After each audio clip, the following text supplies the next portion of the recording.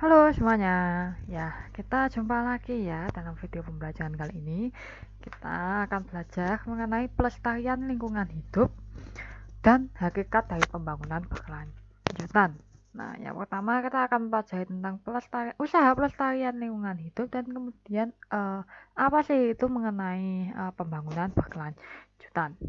Nah, yang pertama adalah usaha pelestarian lingkungan hidup. Nah, usaha pelestarian lingkungan hidup dilakukan di Indonesia itu mengacu pada Undang-Undang Nomor 23 Tahun 1997.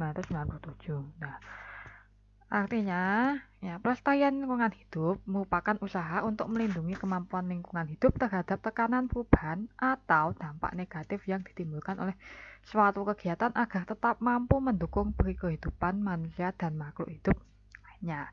Nah, berbagai usaha pelestarian lingkungan hidup itu bisa kita lihat berikut ini. Yang pertama adalah usaha pelestarian tanah dan hutan. Nah, usaha yang dilakukan dalam pelestarian tanah ini antara lain melalui tata guna lahan, penggunaan pupuk, pembuatan teras kering. Nah, sedangkan pelestarian hutan antara lain melalui peraturan TPTI. TPTI adalah tebang pilih tanam Indonesia, reboisasi seperti pada gambar ya, dan penghijauan. Ini artinya jangan sampai hutan kita itu habis. Kemudian usaha pelestarian sumber daya air ya. Nah, pelestarian sumber daya air dilakukan dengan cara pencegahan pengamanan pintu-pintu air. Ya, pengurangan perusakan air, penyediaan peresapan air dan usaha penghematan air ya. Upaya untuk mengurangi pencemaran sungai dilakukan melalui program kali bersih ya atau prokasi seperti prokasi terhadap Sungai Ciliwung, Bengawan Solo, Citarum dan sebagainya ya. Contohnya ya itu tadi biasanya di pinggir bantaran kali sungai itu kan biasanya di bantaran sungai ya, maksud saya itu kan biasanya banyak rumah-rumah kumuh dan itu tidak boleh sebenarnya karena itu bisa mengganggu aliran sungai dan bahkan rentan terjadi pembuangan sampah ke sungai ya dari pemukiman kumuh tersebut. Nah, untuk mengatasinya itu diperlukan program kali bersih ya agar terlihat seperti pada gambar kalinya tidak ada pemukiman kumuh yang berada di pinggir sungai. Kemudian usaha pelestarian sumber daya udara. Nah, pencegahan pencemaran udara ini dilakukan terhadap pabrik-pabrik dengan melakukan penyaringan terhadap pembuangan gas. Selain itu, digalakkan penanaman di jalur hijau jalan raya dan hutan kota sebagai paru-paru kota ya. Atau bisa biasanya kan ada taman-taman kota ya. Kemudian di beberapa wilayah yang padat kendaraan bermotor seperti Jakarta, ya diadakan uji emisi buangan gas berkala terhadap setiap kendaraan bermotor. Tujuannya apa sih? Supaya mengurangi polusi udara dan tidak banyak gas karbon yang terbuang di dalam udara. Kalau terlalu banyak ya di udara, otomatis ya terjadi pencemaran udara ya tahu sendirilah akan berakibat buruk bagi kesehatan manusia. Kemudian usaha pelestarian keanekaragaman hayati. Nah, usaha pelestarian keanekaragaman hayati selain mengupayakan pelestarian hutan, tadi sudah ya, juga melestarikan beberapa varietas atau tanaman. Misalnya pelestarian terhadap padi jenis Cianjur, padi jenis Rojo Lele dan sebagainya. Nah, selain itu, pencanangan puspa nasional pada bunga melati ya dan satwa nasional pada komodo merupakan usaha untuk melestarikan tanaman dan hewan asli Indonesia. Nah, sebenarnya tidak hanya melati saja ya yang hewan flora asli Indonesia, tapi seperti bunga bangkai. Nah, kemudian kalau hewannya itu ada tapir ya, selain komodo cendrawasih ya dan lain sebagainya. Nah, itu tadi kan mengenai usaha pelestarian lingkungan. Sekarang kita berlanjut belajar mengenai hakikat pembangunan berkelanjutan. Nah, pembangunan merupakan usaha untuk meningkatkan kualitas hidup manusia secara bertahap melalui pemanfaatan sumber daya yang dimiliki negara secara bijaksana. Nah, sumber daya tersebut sifatnya terbatas sehingga dalam penggunaannya harus secara cermat dan hati-hati. Contohnya seperti sumber daya yang tidak bisa diperbarui ya. Andai kata bisa diperbarui seperti kayu-kayu yang ada di hutan pun kita harus menggunakannya dengan bijaksana. Nah, ketidakcermatan dalam penggunaan sumber daya alam yang dimiliki negara dapat menimbulkan masalah lingkungan ya seperti berikut. Nah, polusi lingkungan, pencemaran air, tanah, udara. Kemudian permasalahan sumber daya alam seperti terjadinya kerusakan hutan, kepunahan hewan dan tumbuhan serta perluasan lahan kritis. Lahan kritis itu tidak bisa ditanami tanaman lagi, ya, tumbuhan lagi. Kemudian permasalahan pemukiman seperti masalah sanitasi, pemukiman kumuh, masalah air bersih, dan kesehatan lingkungan. Nah, hal ini mendorong upaya untuk memadukan antara pembangunan dengan lingkungan karena lingkungan berfungsi sebagai penopang pembangunan secara berkelanjutan. Nah, jika pembangunan secara terus-menerus tidak memperhatikan faktor lingkungan, maka lingkungan hidup akan rusak dan kelanjutan pembangunan akan terancam dan otomatis nasib manusia pun juga terancam. Oleh karena itu diperlukan keseimbangan pembangunan dengan kondisi lingkungan. Pembangunan berkelanjutan merupakan pembangunan yang berorientasi pada pemenuhan kebutuhan manusia melalui pemanfaatan sumber daya alam secara bijaksana, efisien, dan memperhatikan pemanfaatannya, baik untuk generasi masa kini maupun generasi yang akan datang. Nah, konsep pembangunan berkelanjutan ini merupakan kesepakatan global dunia yang dihasilkan dalam KTT Konferensi Tingkat Tinggi Bumi di Rio de Janeiro, Brasil pada tahun 1992. Nah, di dalamnya terkandung dua gagasan penting. Yang pertama, gagasan kebutuhan, artinya khususnya kebutuhan pokok manusia untuk menopang hidup dengan prioritas kebutuhan bagi kaum miskin. Kemudian yang kedua, gagasan keterbatasan, yaitu keterbatasan kemampuan lingkungan untuk memenuhi kebutuhan baik masa kini maupun masa yang akan datang. Hal penting dalam pelaksanaan pembangunan berkelanjutan, ya, antara lain, ya, proses pembangunan hendaknya berlangsung terus-menerus dengan ditopang oleh kualitas lingkungan dan manusia yang berkembang secara berkelanjutan. Lalu sumber daya alam yang tidak dapat diperbarui digunakan sehemat mungkin dan dicari sumber daya alternatif lainnya sehingga dapat digunakan selama mungkin. Contohnya kalau sekarang kan kalau kalian di pom bensin itu ada yang namanya biosolar. Biosolar itu berasal dari minyak sawit, ya seingat saya itu.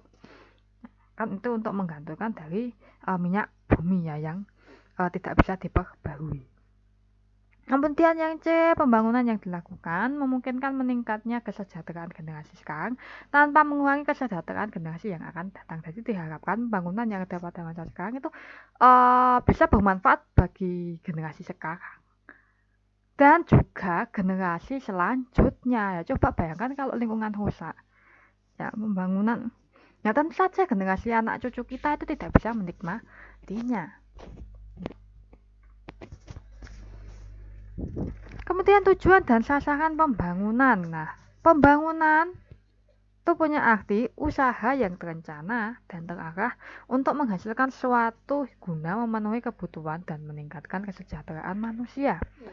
Oleh karena itu pembangunan bertujuan untuk meningkatkan kesejahteraan. Nah, manusia di sini itu sebagai objek sekaligus subjek pembangunan. Sebagai objek, manusia itu menjadi sasaran atau target pembangunan, yaitu meningkatkan kesejahteraan hidupnya. Sedangkan sebagai subjek, manusia adalah pelaksana dari pembangunan itu sendiri. Nah, sebagai subjek dibutuhkan manusia-manusia yang kreatif, inovatif, disiplin, cerdas, dan bertanggung jawab. Jadi, memiliki moral yang baik intinya. Nah, target pembangunan dapat berupa fisik, contohnya seperti jalan, jembatan, perkantoran, ya, barang yang kelihatan menurut. Dan pembangunan non fisik, ya contohnya seperti peningkatan kecerdasan, keterampilan, perbaikan mental, ketenangan batin, dan keimanannya sebagai makhluk Tuhan, agama dan aspek religius. Nah, oleh karena itu target pembangunan yang ideal adalah terciptanya kesejahteraan lahir dan batin serta terwujudnya keseimbangan antara material dan spiritual. Nah, tujuan pembangunan nasional Indonesia ini secara umum termuat dalam pembukaan Undang-Undang Dasar 45 sebagai berikut, ya. Melindungi segenap bangsa Indonesia dan seluruh tumpah darah Indonesia, memajukan kesejahteraan umum, mencerdaskan kehidupan bangsa, dan ikut melaksanakan ketertiban dunia berdasarkan perdamaian abadi dan keadilan sosial. Nah, untuk mewujudkan tujuan pembangunan nasional itu tadi diperlukan modal, sumber daya alam dan sumber daya manusia yang merupakan modal dan sumber kekuatan yang utama adalah pembangunan. Nah, kemudian ciri-ciri pembangunan berkelanjutan itu apa aja sih ya? Ciri-cirinya antara lain Yang pertama, pembangunan berkelanjutan menjamin pemerataan dan keadilan. Strategi pembangunan yang berwawasan lingkungan dilandasi oleh pemerataan distribusi lahan dan faktor produksi. Lebih meratanya kesempatan bagi perempuan dan pemerataan ekonomi untuk kesejahteraan. Yang kedua, pembangunan berkelanjutan menghargai keanekaragaman hayati karena merupakan dasar bagi tatanan lingkungan. Pemeliharaan keanekaragaman hayati memiliki kepastian kalau sumber daya alam selalu tersedia secara berlanjut untuk masa kini dan masa yang akan datang. Yang ketiga, pembangunan berkelanjutan menggunakan pendekatan integratif agar keterkaitan yang kompleks antara manusia dan lingkungan dapat dimungkinkan untuk masa kini dan masa yang akan datang. Yang keempat, pembangunan berkelanjutan menggunakan pandangan jangka panjang dalam perencanaan, pengelolaan, dan pemanfaatan sumber daya yang mendukung pembangunan agar dapat digunakan dan dimanfaatkan secara berkelanjutan. Nah, ciri-ciri berkelanjutan itu dapat dikaji melalui 3 dimensi pembangunan berkelanjutan. Ya, berikut ya, bisa diamati bagan dari 3 dimensi pembangunan. Ya. Dimensi ekonomi, dimensi sosial, dan dimensi lingkungan hidup atau dimensi ekologi. Nah, berdasarkan gambar tadi, dapat disimpulkan kalau pembangunan berkelanjutan itu berusaha menyatukan dimensi ekonomi, sosial, dan lingkungan hidup menjadi suatu energi yang dalam meningkatkan kualitas manusia. Nah, dimensi ekonomi itu dalam pembangunan berkelanjutan memfokuskan kepada pertumbuhan, pemerataan, stabilitas, serta efisiensi. Kemudian dimensi sosial mencakup pemberdayaan, peran serta kebersamaan, mobilitas, identitas kebudayaan, pembinaan kelembagaan, dan pengentasan kemiskinan.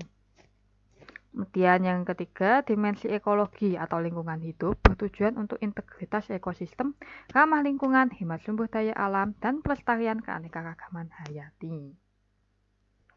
Lalu penerapan pembangunan berkelanjutan. Ya, pembangunan harus dilakukan dengan memperhatikan kelestarian alam. Nah, pembangunan yang memperhatikan kelestarian alam itu bertumbuh pada 3 dimensi itu tadi. Ya, jadi pembangunan tidak hanya memperhatikan keuntungan dari segi ekonomi, tapi juga harus menjaga kelestarian lingkungan hidup. Nah, ini yang penting. Serta terciptanya kesejahteraan yang adil dan merata bagi masyarakat. Kayak sila kelima dalam Pancasila ya. Nah, beberapa contoh kegiatan yang memperhatikan alam dan pembangunan berkelanjutan diantaranya sebagai berikut. Nah, pembangunan kawasan pemukiman yang hendaknya memperhatikan tata kota dan peruntukan lahan. Fungsinya agar tercipta lingkungan tempat tinggal yang nyaman sesuai peruntukannya masing-masing. Kemudian kegiatan pemanfaatan hutan agar diimbangi dengan kegiatan penanaman hutan kembali. Lalu, proyek pembangunan seperti PLTA atau pembangkit listrik tenaga air harus disertai dengan pengelolaan DAS, daerah aliran sungai, secara terpadu. Maksudnya, kelestarian hutan di daerah aliran sungai serta drainasenya dikelola dengan baik. Nah, hasil galian tambang di daerah pertambangan harus memperhatikan dampaknya terhadap lingkungan. Nah, lokasi pertambangan paksa eksploitasi harus direhabilitasi. Nah, kemudian masyarakat harus senantiasa aktif dan terlibat dalam kegiatan pembangunan agar pembangunan dapat diawasi dengan baik. Ya, diharapkan pembangunan tersebut tidak hanya untuk mensejahterakan manusia saja, tapi juga dampaknya itu tidak merugikan terhadap lingkungan hidup. Nah, oke, sekian penjelasan dari video mengenai usaha pelestarian lingkungan hidup serta hakikat dari pembangunan berkelanjutan. Terima kasih sudah menyimak. Sampai jumpa di video yang selanjutnya. Terima kasih.